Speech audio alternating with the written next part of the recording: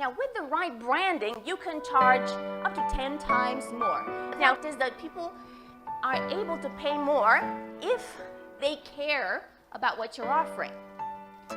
Just imagine your mother-in-law having a terrible headache, and you're stuck with her on a bus for 24 hours. And someone next to you has an aspirin. How much would you be willing to pay for it? Yes? So what do the wealthiest, most successful keynote speakers or speakers that sell programs have in common? The most famous keynote speakers or speakers that sell, for example, 1 million in an hour and a half or even 150,000. Now, okay, let's put it more realistic for you guys. How many of you wouldn't mind making 10,000 pounds in a single 90-minute speech? Raise your hand. Yes? Okay, 10,000 pounds, yes?